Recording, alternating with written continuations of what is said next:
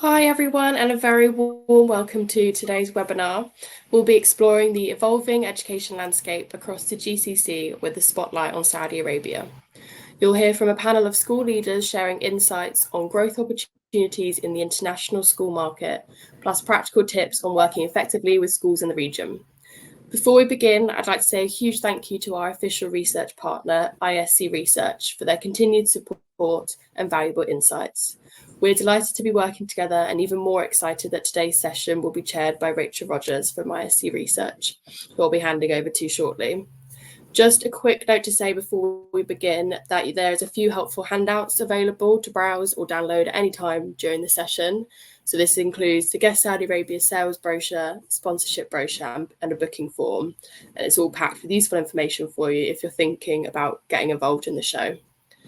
There's also a Q&A tab on the side, so feel free to ask questions to the panel throughout. But with that, I will pass over to Rachel to kick things off. Lovely, thanks Millie. Welcome everybody to today's session. For those of you who don't know me, my name is Rachel Rogers and I'm Head of Sales at ISC Research. I've worked in the EdTech sector for over 25 years now, and for nearly 10 years of that I've been focused on the international schools market, leading teams selling to schools around the world before joining ISC Research. Really pleased to welcome you to today's session on Saudi Essentials. We'll be exploring the opportunities in the K-12 sector in both Saudi and the wider GCC region. For today's session, I'm going to give you a brief introduction to the latest data from ISC Research around Saudi and the GCC, and then I'll introduce our panel of school leaders and industry experts to explore some of the trends and challenges that they are seeing and currently experiencing across the region. So for those of you who don't know ISC Research, we are specialists in data and intelligence on the international schools market, and we've been gathering this data and research for over 30 years now. We track the market closely, looking for shifts, challenges, good practice, new developments, and of course emerging opportunities in the sector. You can see on the screen here examples of some of the data points that we collect. We process close to approximately 200,000 data points every year and spend over 4,500 hours on verification to ensure that we can trust, and you of course can trust, our data and research. It's of course quite a time-intensive process, and we're not just using tools such as AI to collect publicly accessible data. We have a team of field researchers that spend the year visiting a wide range of international schools where they're speaking to international leaders to not just collect that quantitative data, but to get the insights and qualitative research that goes into our reports and information. Everything we collect is then verified by our team and analysed before shared. We have 2 data points a year. It's a constant process. Our data is live and we're always adding to it. And the data that I'll share with you on the slides today is from our most recent data point, which was the 1st of January 2025.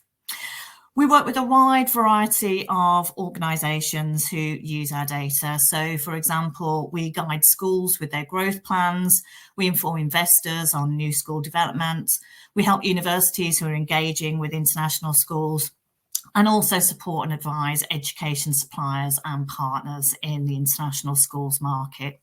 All of this is brought together in our online data platform, in-depth reports and data sets, and you can follow the work we do on all of the usual social media platforms. So let's have a look at some of the global data currently. Here you can see the global market for the last 5 years, which does still include several years severely impacted by COVID-19. The number of schools during the last 5 years has grown by 8%, growing from 13,778 to 14,833. Over the last 5 years, student numbers have grown to now 7.4 million and staff numbers to 713,539. You can also see that over this time, tuition fee income has grown by 22%, now being worth $67.3 billion. This growth in the sector has, of course, intensified competition across the market, prompting schools to diversify their offerings, adapt to new regulatory and demographic shifts. In particular, many schools have diversified their curricular offerings, delivering multiple or hybrid curricula. Although we see in the international schools market is very much still dominated by Cambridge Pathway, IB, and of course the enduring popularity of both British and American curricula. Shifting demographics of the international student body is also influencing the market dynamics. In many regions, local students now constitute a significant proportion of the enrolment in international schools. And again, this is prompting schools to adapt their curricula and their services to better meet the needs of local families. So adaptations include investing more in English language instruction, incorporating local cultural and educational elements into the curriculum. And if you're particularly interested in, for example, EAL provision, do take a look at our most recent ISC white paper, which explored this topic in more detail. So if we have a look at the last 5 years honed in on the GCC region, you can see growth across this region, same as the global average rate of 8%. The GCC region has now grown to 1,720 international schools, which represents around 11% of the world's total market. Student and staff numbers have increased slightly below the global average rate, but in the GCC region, total fee income has reached $13.8 billion US dollars, growing 27% and represents over 20% of the global total. We have a look at the countries across that region, just to have a look at some of the data for those areas. I'm sure it will come as no surprise to many of you that the UAE has by far the highest number of schools, students and staff. In this region, the most widely offered curriculum is still the UK curriculum, offered in more than 50% of schools here.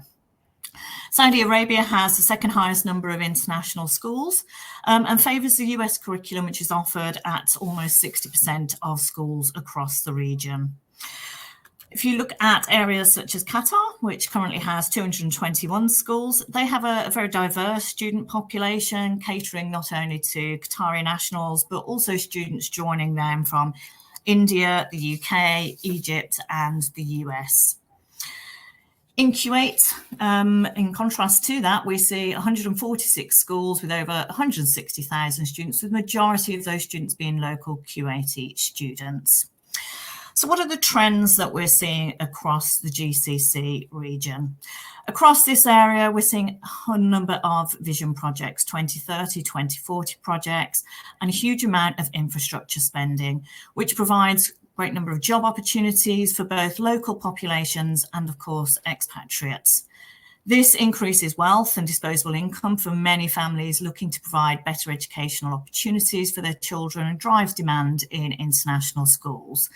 Government investment in infrastructure has a real knock-on effect on the international schools market. If you have a look at some of the examples of this across the region, in Qatar, we've got Lusail City, which is part of the country's 2030 vision plan, costing around $45 billion and is predicted to become the next financial district in Qatar. And that's school leaders telling us this is the region where they see growth of international schools occurring in this area. Across Saudi Arabia, there's substantial development occurring across the country. We've seen the transformation of Riyadh, Red Sea tourism project, and the Knowledge Economic City in Medina, and many more ongoing projects across there, which will have a knock-on effect in the number of schools. In Bahrain, the Strategic Projects Plan includes 22 major projects across the country. Notable projects include the construction of 5 offshore cities, which will increase Bahrain's land area by more than 60%. And the construction continues in the UAE. There are continued major developments across the UAE, including, for example, residential projects in Abu Dhabi, where Gordonston School is set to open in 2026. And I know there's a huge amount of development going on as well in other Emirates, such as Sharjah and Ras Al Khaimah as well. Other key trends that we're seeing across international schools are well-being. It's become a real focal point for schools, aiming to create nurturing environments and really support all aspects of student development. It's definitely considered a priority for parents looking to prepare their children for the complex challenges of the modern world that we now live in. Wellbeing as well, particularly linked to technology, and you can see there AI has been a hot topic for a number of years now. Many schools are looking at the integration of digital platforms and are quite often linking this to support wellbeing with students as well. And another key topic, which I'm sure we'll come on to today, is for teachers, and that growth in schools is staff retention. And that wellbeing angle covers not just the students, but staff as well. There's, for many schools across the region, retaining staff as well as recruitment challenges. There's been an increased emphasis on work-life balance to improve staff retention, greater focus on developing middle management within schools to open up those pathways for developing professionally. And although competitive salaries remain top of the list for teachers, the overall package is very important, and that includes areas such as wellbeing and professional development opportunities. So how are these investments and developments shaping the future of international schools across the region? According to the ISC definition of an international school, we're currently aware of 53 future schools planned to open in the region. Almost 60% of those will be in the UAE, with 31 schools planned.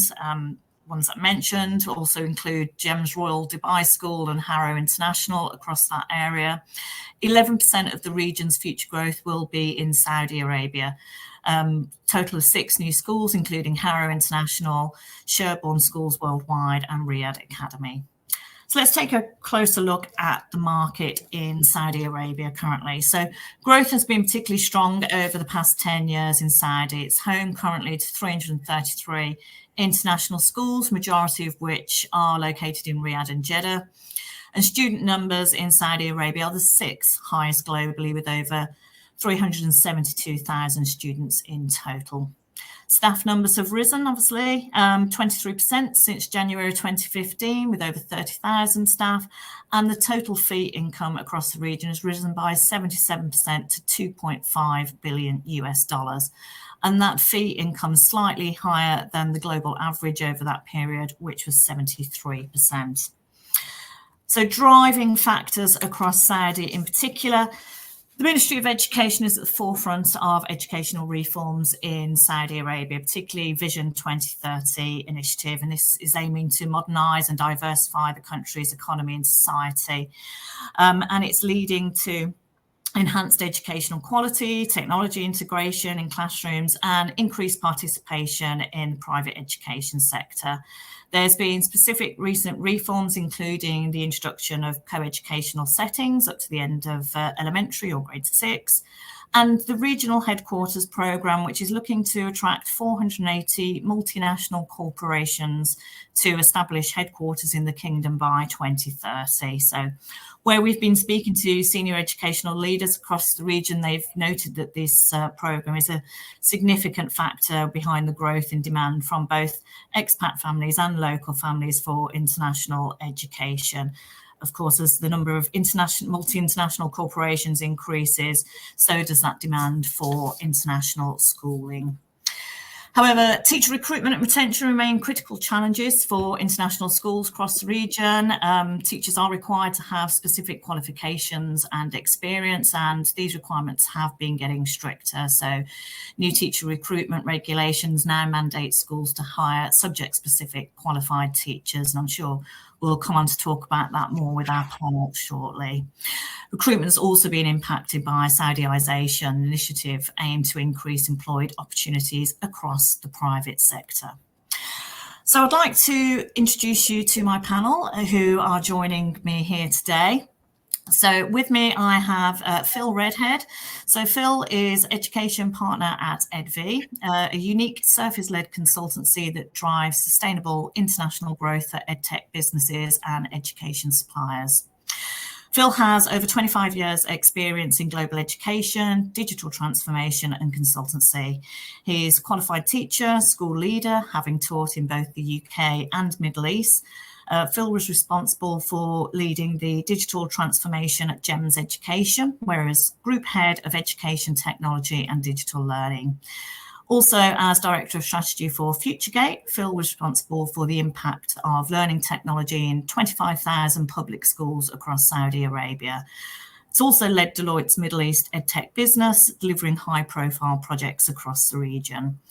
So Phil brings some great experience, not just from the education side, but also as a large-scale buyer of EdTech and an implementation and practitioner.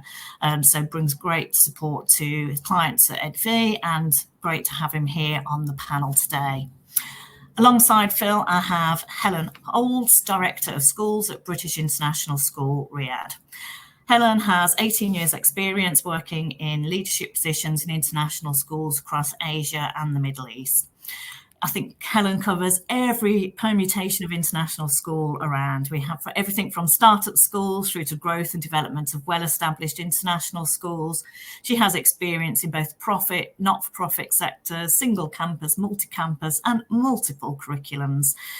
Helen is passionate about delivering high-quality learning and co-curricular experiences for students with a strong emphasis on student well-being. Additionally, she recognises the importance of robust and high standards across international education, supporting this through inspection and accreditation.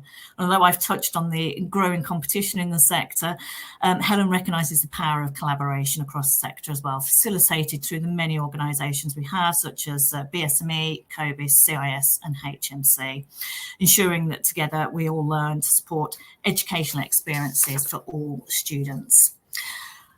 Alongside Helen and Phil, we've got Paul McConnell, Deputy Director of General of Redhead Schools Group. So Paul started his career in the northeast of England before moving into international education, spent first 8 years in Thailand before moving into his first headship in Qatar, followed by leadership roles in China, Singapore, and currently Saudi Arabia. Throughout his career, Paul's gained extensive experience in senior leadership across a diverse range of educational settings. He's led schools using various curriculum models and is currently part of the team building a number of new schools across Saudi Arabia as part of the Riyadh Schools Group. And these schools will be adopting the US Common Core standards in collaboration with National Geographic Learning. Paul's driving force is the building and nurturing of highly effective teams in schools. And finally, but by no means least, Clemmie Stewart, Executive Principal of Beech Hall School, Riyadh. So Clemmie's enjoyed over 15 years in the education sector, having taught, led and supported in a variety of settings, including state, independent and academy schools. Now Executive Principal at Beech Hall School, Riyadh, Clemmie is proud to be leading the first fully inclusive school in Riyadh, offering holistic and innovative curriculum. And if she's not busy enough with that, Clemmie is also delivering TEDx talks on snowplow parenting, co-hosted an educational podcast with Dr. Emma Kell, also written a book with Emma looking at how educators can build effective and positive relationships with parents and carers. And she's also been listed as one of Business Women in Education's Women to Watch list in the Trailblazer category, and was one of ISC's Edruptors in 2024. So welcome all to the panel today. So we are seeing a huge amount of change going on in the world at the moment. Government changes on a daily basis worldwide, having significant impacts in many areas. So how are the government initiatives and policies influencing the growth and development of K-12 education across the region, Saudi and GCC in general? So can I come to you first, Helen? Yeah, absolutely. Lovely to be on this, and thank you for inviting us. I feel very humble against such an esteemed group of fellow panelists today, and a good afternoon, everybody from Saudi Arabia. So I'll talk specifically from Saudi Arabia because that's my area of expertise. We know that Saudi Arabia is one of the top 5 target markets by the UK government. So there's a huge push on development of international schools here in Saudi Arabia. There have been a number of DBT missions to Saudi Arabia, and as a result of that, a number of new schools have opened, and there are more coming into the market. I think that's probably been another catalyst is events back in the UK with the perhaps a knock-on impact of the introduction of VAT on schools, where schools in the UK are perhaps looking to develop new revenue streams, and schools that perhaps wouldn't have originally thought about setting up internationally are now considering that and going through the dilemma of how you take a school that maybe has several hundred years of well-established history with traditions developed in the mists of time, and how that translates into a very different context. We've also got Vision 2030, which is incredibly ambitious and is attracting a lot of expatriates into Saudi Arabia because of that.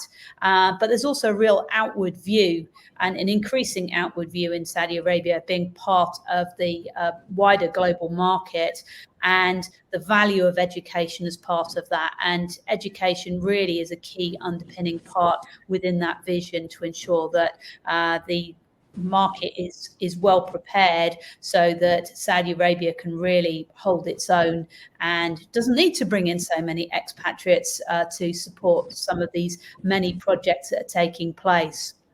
And within Saudi Arabia, it's a huge country. So although it looks like it's the second largest market within the GCC, when you look at the size of Saudi Arabia, actually proportionally, it's not very big. And there's a huge opportunity there for growth as well. So a lot of range of different factors.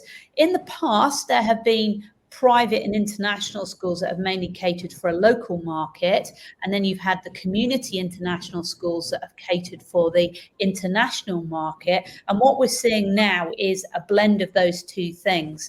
And from a government level, probably one of the things that we're really looking at developing is, what does that look like for those different types of schools, and what are the requirements of those schools? At the moment, the community schools have to follow Ministry Arabic and Culture, but probably have less restrictions than some other schools, and what that might look like in terms of fee caps, restrictions, whether there's going to be a local inspection framework. At the moment, there isn't. I know there's moves to move in that direction, and control of that market to ensure that schools coming in, not just a name, but they really maintain those quality standards.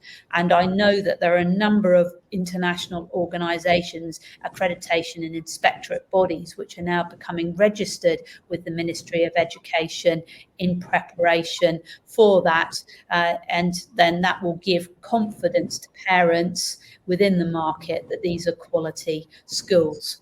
Rachel, you also mentioned earlier about some challenges around visas and the regulatory environment. And I think that reflects the ambition and the growth, and the systems are perhaps still catching up with that ambition and growth. And the systems are being developed, a lot of electronic systems where things would have previously been done in a paper-based form. And if you didn't quite fit the tick box and the drop-down boxes on the system, there are always ways to circumvent that, which there perhaps aren't now. And so that's some things that are being ironed out. I know there's a real strong commitment. The Ministry of Education has said that on several of the DBT missions, that they want to simplify things and make things easier for schools to come in. But we've probably hit a little bit of a pain threshold where things have temporarily got a little bit more difficult before those kinks in the system iron themselves out and they're able to deliver on that. So quite a few points in there from me. I know that you said the preference in Saudi Arabia is for an American curriculum, but certainly what I'm seeing in the international market is a lot of British schools coming in. And I think that balance is probably going to tip moving forward. So I hope that's helpful to everyone. That was a really, really excellent introduction. Thanks, Helen. I think you've touched on a number of points there. And interestingly, I totally agree that the change in Saudi is so rapid that we are having to catch up. And obviously, you are all based out there currently, but I know when I've visited, even just 18 months or 12 months apart in recent times, you can see that change taking place so quickly. Does that concur with your experiences, Clemmie, in the sector? Yeah, hi everybody. I'm hoping you can hear this. We had a few IT issues to get on, hence why I'm in a cupboard. But yeah, that does entirely tie in with what our experience here. Obviously, we're a few years behind Helen and the brilliant work that's been happening at British International School, and so we've gone through some of those experiences quite early on in terms of setting up the school, the registration, and those processes.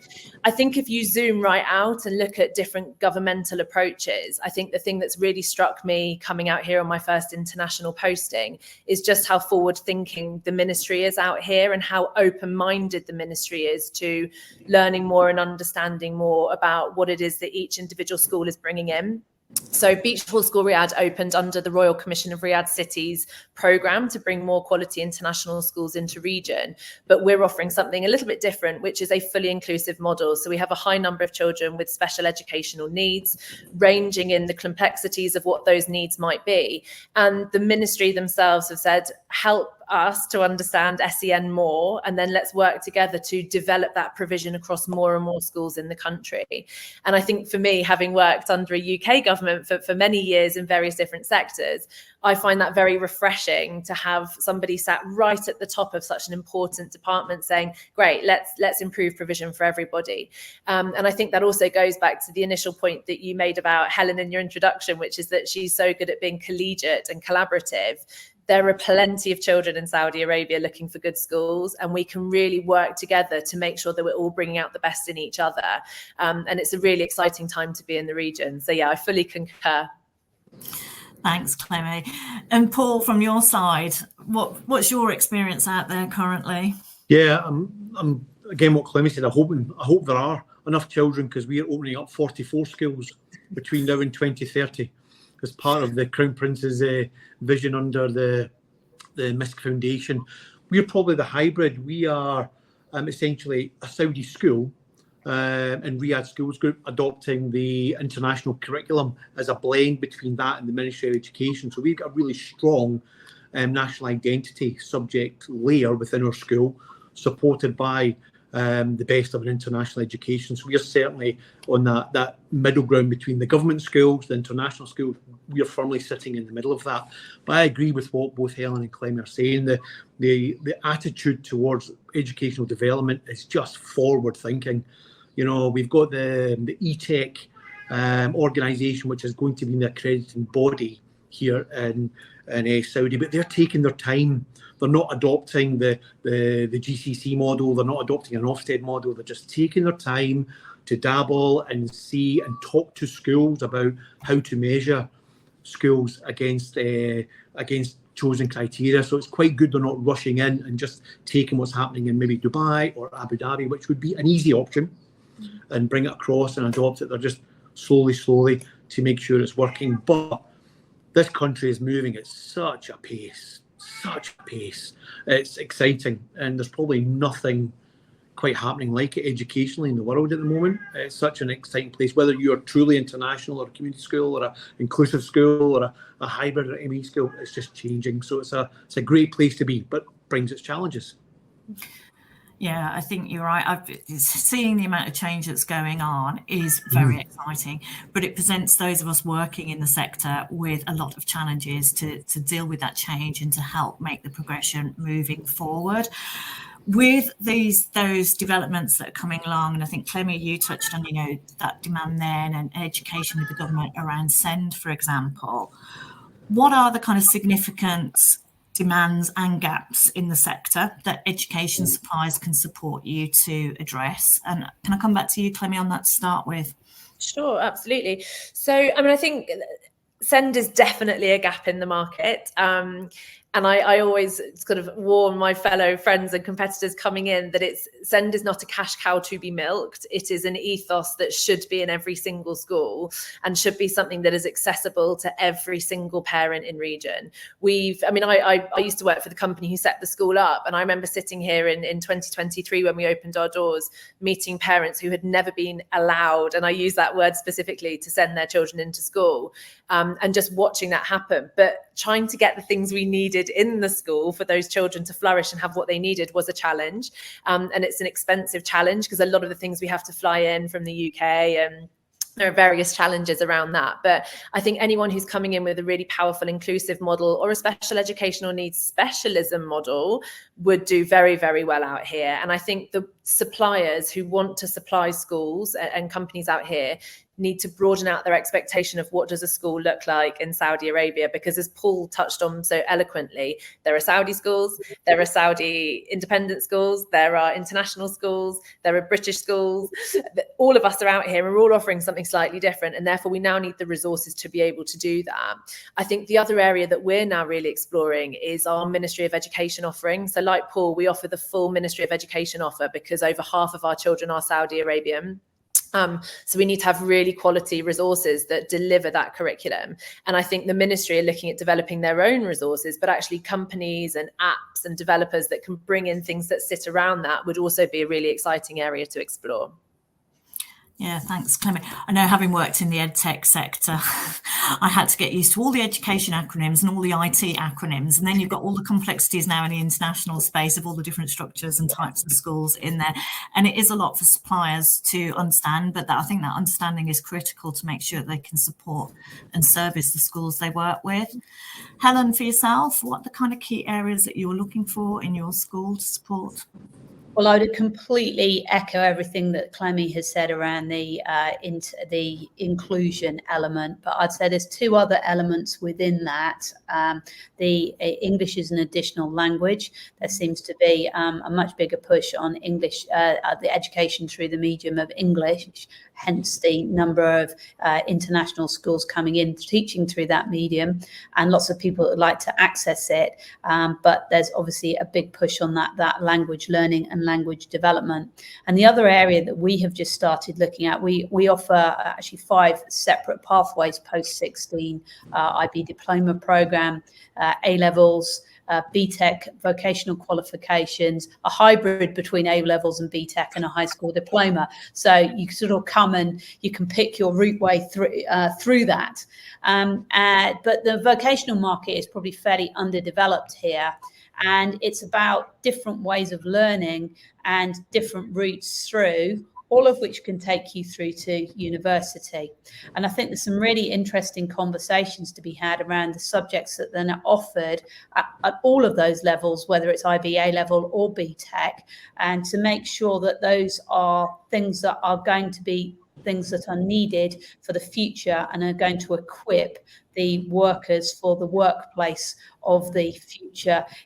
I'm sure you all find in your schools, Paul and Clemmie, that you've got parents that want their children to be a doctor, a lawyer, or an engineer, and we have some quite traditional way. I see in those nods and smiles. There's traditional ways of thinking, and we need to think in different ways. And we've got a responsibility as schools to be able to make sure that we're leading the charge on that, and people understand why we're offering what we're offering. Is that a similar experience in your schools, Paul? Yeah, very much so. Yeah, our schools are very new, but it's about trying to encourage as much challenge and change whilst being culturally sensitive. There's a very strong conservative underlying, it's just a very cultural sensitive country, and you've got to be prepared to take a little bit of step forward and maybe a little bit of step back, with the boundaries have got to be a little bit elastic every now and then regarding learning and content and resources, especially things like if you're ordering a new library, looking at those books, making sure that they're appropriate for the country. So a lot of the resources that we can tie into in other parts of the world without thinking about it, there's just another layer of thought and consideration that has to be done when you're working in Saudi, but it's a constraint, it's not a restriction. So you just need to work around it. But any of the platforms that are willing to, certainly for looking at student progress or admissions, who are willing to adapt an Arabic version, it would be greatly received, because it's such a huge market. It'd be worth the investment, certainly in the edtech. Anything that comes in English and Arabic, as well as all the other languages around the world, would be greatly and warmly received. Thanks, Paul. Phil, obviously you work with a number of businesses, organisations, suppliers to the market, as well as having been in the market yourself. What are you seeing happening in the sector at the moment? Okay, so hi everyone. It's great to have that introduction. I think everyone has focused to a significant extent on Saudi Vision 2030, and just to go back to that first off, I think every country around the GCC has something similar, and these are not just documents that have been written and put away to gather dust, right? These are driving everything. So companies coming in, suppliers and schools as well, that are meeting those requirements and driving that vision forward are doing well. And that dialogue with the authorities is really important, whether you're a supplier or an edtech vendor, an education supplier, or a school, is critical. And each of those documents, each of those visions, there's a common theme in three key areas, I think. One is the thriving economy. It's kind of driving a large part of the curriculum and where the curriculum is going. Then there's the idea of a strong values-based society, which, that Paul was talking about, the cultural sensitivity, maintaining everything that's great and strong about the existing countries and their people. And then the openness, the global aspirations. So Saudi in particular is really driving this now, and not necessarily behind the other states, but I think maybe a bit of a late starter, but moving faster possibly than anywhere else in terms of that they want their people on the global stage. And it's about lifelong learning as well, right through from EYFS, so the Human Capability Development Program, for example, which is part of the Vision 2030 of Saudi, is demanding that from early years throughout life, learning is critical. And they're providing so much support for that. So any products or initiatives that are supporting that vision across future learning, whether it's STEM, whether it's future skills, soft skills, well-being, and then integrating that as schools do really well. I know it's a challenge in terms of creative curriculum, and integrating the Arabic, the Islamic studies, the social studies into what is kind of often an international curriculum that can be quite rigid. It's about skilled curriculum development, and having that right person in the school or the team is critical as well. So as a supplier coming into the market, working with schools, working with ministry and government departments, I think demonstrating you have that understanding and that commitment to the vision, and showing how your product or service fits into that and will add value is really critical. And how important is it for education suppliers to customise their products and services to meet the needs of specific markets? I know Paul touched there on Arabic language, for example. How important is that? And are there other kind of key subject areas or skills that they need to address? Yeah, it's interesting. It's a good question because, to a certain extent, when schools are following an international curriculum, whether it's UK, it's IB, it might be one of the Indian curricula or US, schools tend to look at what they know from back home. So there's a certain element of this will work, but there's always something, whether it's on the cultural side in terms of content, whether it's around the technology or the data protection and the regulations around that. We rarely see a client coming to market or coming to us with a product that is ready to go. There's always something that needs to be done to get it ready, whether that's around the content, the service, the technology, the safeguarding. There are cultural nuances and regulatory nuances that need to be addressed, and a lot of our work is getting those products ready for market to make sure that there are no glitches when they start to sell and start engaging with customers. I mean, we do also encourage, and we do a lot of work with schools and with ministries to test the water and to find out before these companies really go to market what needs doing, because we don't know everything. Nobody knows everything. So we test the water with trusted schools and people in the ministries say what, will this fly, and what needs to be done to get there.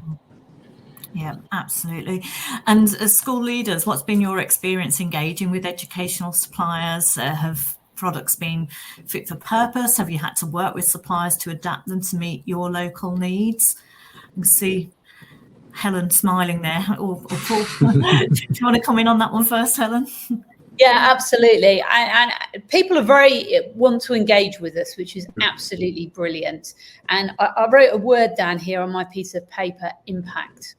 Because for me, the key thing is there's lots of products out there, but what's the demonstrable impact of those products?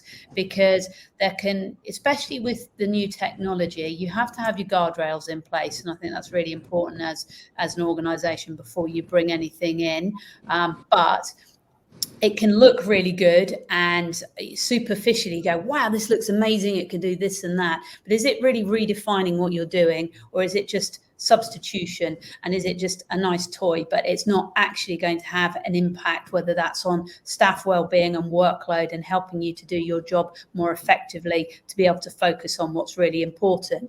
Is it something that's really going to develop your students and have a measurable impact on the quality of learning? So when you come to me to pitch your product, which people do on a regular basis, then come with that in mind. We've got the work of John Hattie on the things that have the greatest impact on learning. And those things that have an impact on learning have come from longitudinal studies, many of them over decades. And because of the rapid pace at which technology is changing, you don't necessarily have those decades worth of work.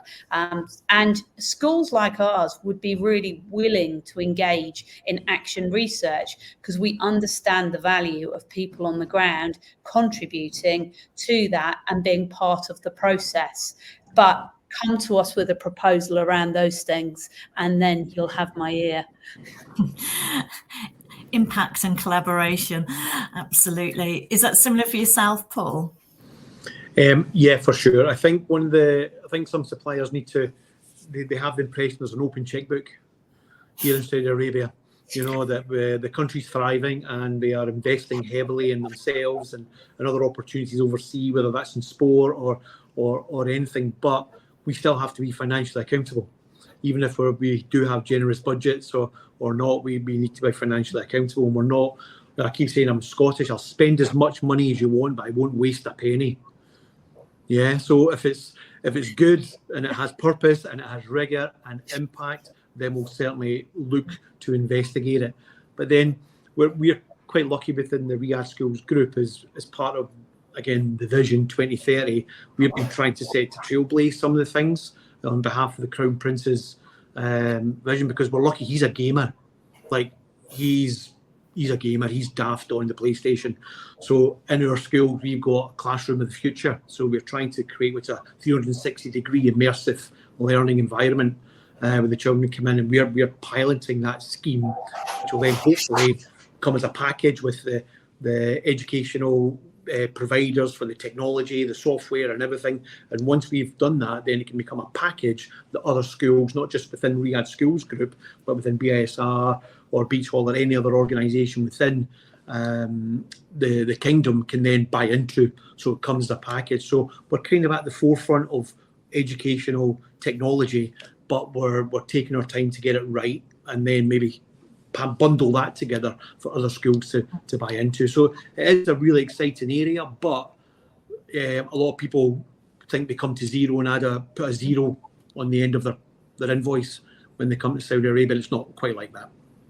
Yeah, no, good to hear. And Clemmie, is that your experience as well? Yeah, I laugh when Paul said that, because I always joke that it's working in Saudi Arabia is a bit like when you get married, and as soon as someone finds out your cakes for a wedding, it gets an extra zero. And it's the same right here. We for example, we looked at how we do our recruitment, and we used to be part of a group of schools, about 15 schools and nurseries in the UK. And what it would cost for me to recruit through that company here in Saudi was more expensive than the 15 schools and nurseries in the UK combined. And that's something I think we are increasingly mindful of. We're not just going to keep spending money. It has to have the impact that Helen talks about. You've got to have that value for money. And I think for me as well, the people who come and pitch in front of us or go and see their amazing products at things like GESS, show me that you understand the context of Saudi Arabia. And don't just go, well, I worked in Dubai 10 years ago. Dubai 10 years ago and Saudi Arabia today are two very, very different places. And I say that with the greatest of respect to both places. But you need to understand the context of what we are allowed and aren't allowed to teach and talk about. And your resources need to truly reflect the fact that you have embodied all of that contextualization that Phil was talking about. We use Jigsaw back in the UK. I think it's a phenomenal resource. But once I started going through it chapter by chapter, year group by year group, I was chopping so much out, it wouldn't have been good use of money. And therefore, we've spent a lot of time creating our own resources that meet our need. So I think any supplier that's done that really careful reflection into Saudi Arabia and its context will fly over here. Absolutely. Yeah. And I think one of the key things for suppliers as well is you want to, I know I've always wanted it, you want to develop a long-term partnership and relationship with the school, and that has to be built on trust and not just trying to get as much money out for your solution. It should be, is that solution right for you now? If not, can we work together to develop that solution to make a great solution? And you want to see that as part of an ongoing relationship with the school, not a fly-by-night, drop a resource and move on to the next one. I'm going to pick up on some of the questions that have come in as well from the chat at the moment. So one of the questions is around having physical products out to schools around the world and having issues with costs and shipping into Saudi. And I know that can be quite a challenge for areas. Can I come to you, Phil, on that with regards to any advice that you can give to suppliers who are shipping physical products out to the region? Yeah, without it sounding like a pitch, finding the right partner to help on the ground and minimise those costs, to help with the whole process and to minimise the costs. There are ways of saving money. I mean, obviously, if you're coming from the UK, US, or elsewhere, kind of fresh to the country, and you just you Google a potential importer or a distributor, you're going to pay a premium. But with a little bit of local knowledge in terms of the process, the best way in, the most cost-effective processes, you can save a lot of money and pain and shorten that distribution cycle. Yeah, thanks, Phil. And Helen, I think we spoke about this before, but what's been your experience from the school side when you're wanting to get physical products into school from outside of Saudi? I'd echo exactly what Phil said. Find the right partner to be able to do that, because shipping costs are high. And if you've got the wrong partner getting things out, we've had orders returned to sender, and then you've had to try and get them back in again. And so do your homework. And I think that's the same for any country in the region. Do your homework, talk to schools. We have a very good collaboration across schools, I think, in Riyadh and in Saudi Arabia more widely. And that allows us to share that kind of information, because, as Clemmie said, there are plenty of students to go round, and we don't need to be competing with each other. Let's work together and share some of that important intelligence so that we can all do what we want to do to the best of our ability. Great, thanks, Helen. One other question in the chat here as well is about how involved is the Ministry of Education ensuring that the use of products is regulated in schools? Do you have free rein to pick and choose what and who you work with? Paul, do you want to pick up on that? Yeah, thank you. I think we're at the stage where we're still evolving the systems and processes regarding ministry oversight. I think at the moment, in my experience, it comes down to individual schools to do their due diligence on the resources you wish to use, and to make sure that they meet the needs of the curriculum, the students, and as I keep mentioning, the cultural sensitivities about working in Saudi Arabia. I think we're in a testing ground at the moment, and when the ministry starts seeing certain products appearing in more than one school or a range of schools, they will start then looking into that themselves, and that then may become the preferred model or the preferred product or the preferred library provider or whatever it may be. But I think we're certainly at the frontier stage at the moment for the growth.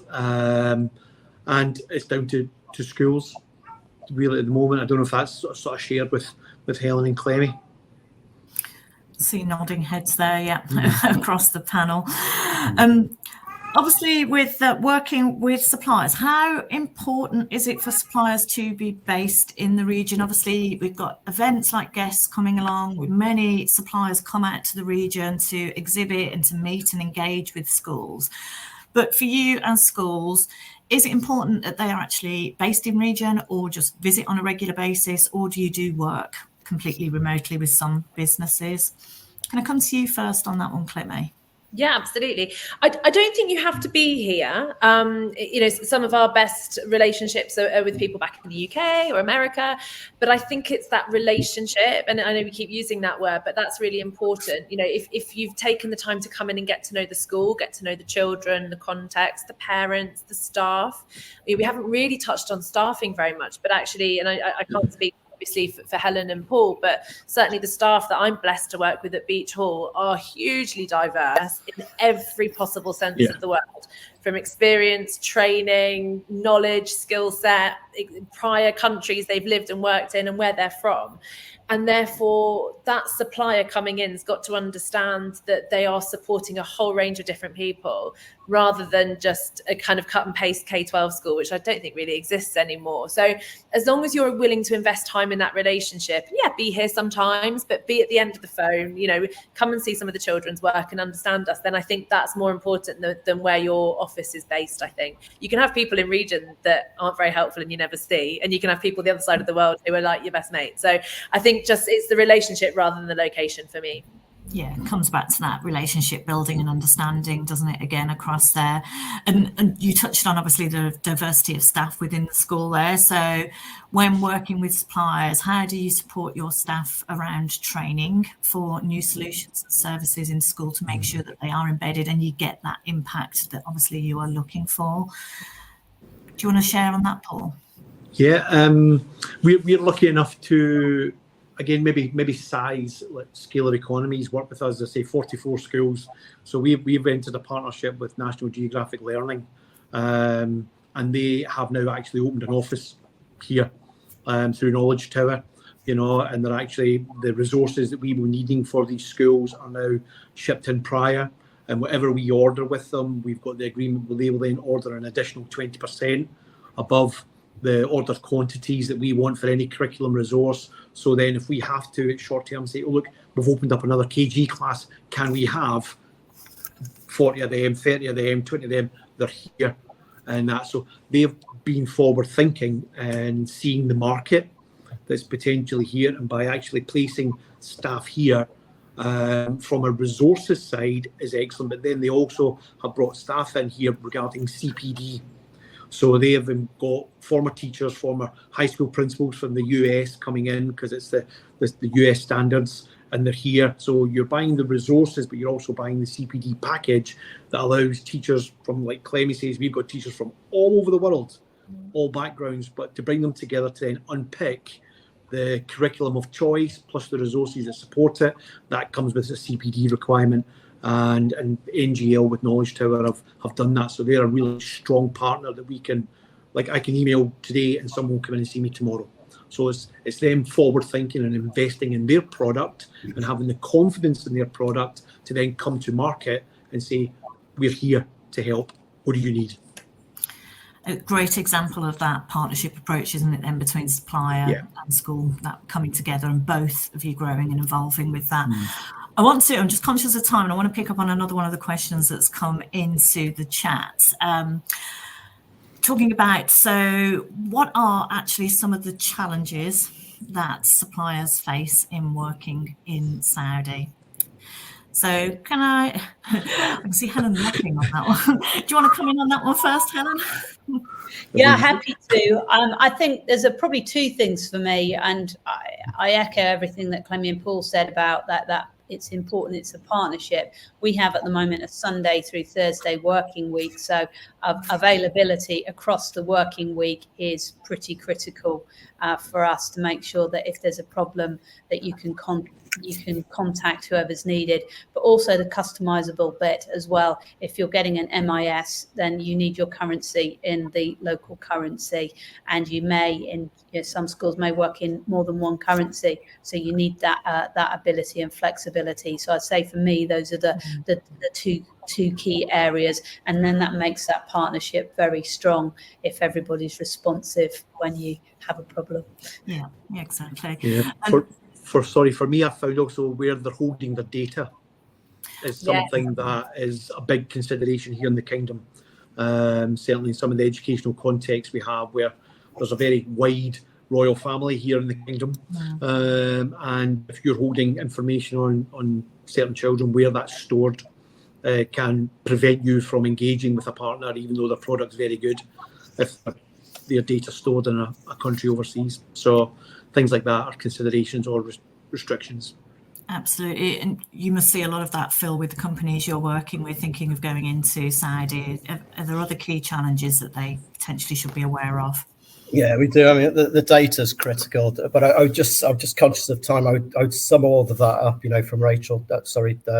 Helen talking earlier about the impact and the purpose there. So, and then Clemmie talking about, and Paul as well, around the relationships and how you sustain those as well. We call it the 3 R's of success, and it's around relationships. So relevance of the product, and that talks about everything from the technological side, the data, the impact, relationships, how you build and sustain those, and then resilience. So sticking with it. And I was talking to an ex-colleague who now works for an ed tech company, a really successful one, who have an office in Saudi, and he was saying their customer success people on the ground, they have their KPIs tied to the schools. So when they come in and they promise what this will deliver in terms of impact, their success and their bonuses are tied to the success that they promised the school, which has to be managed carefully. Wow. It's an interesting model because they employ really great people to go into the schools who know education. So they're not pushing. They're acting very consultatively so that they're making sure that impact happens. So I think by focusing on those 3 areas, the relevance, relationships, and the resilience, sustaining that relationship over time, working to develop as the school evolves as well, you kind of overcome most of the challenges. You learn about what needs to be done and the pitfalls and so on. So rather than thinking, oh my goodness, this is so difficult, we've got all these barriers, if you work with the schools on those 3 principles, evolve with them, and you get help. It's a lovely feeling to know you're not alone and it's not us and them, because I've been on both sides and I was a really difficult buyer, and I worked best with the people who stuck with it, and even when it wasn't quite right, we worked through the issues together and got it right at the end. Some really great summary there. Thanks for that, Phil. I'm conscious of time, so I'm just going to wrap up with one final quick question. Just what excites you most about the future of education in Saudi? And I'll come to you first, Paul. Oh, no thinking too much all there. I think the ambition within the kingdom across all sectors, where they really feel that education is at the core of the kingdom's development, and whatever form that takes, it's about just growing the capacity of their young people in order to ensure the ongoing success of the kingdom beyond oil and gas. Clemmie, do you want to add to that? I think for me, it's the sheer potential. The potential is amazing. Yeah. Helen, your perspective? I think it's the fact that everyone's so open-minded and that there's a real excitement to innovate here. And that's the potential of that is huge.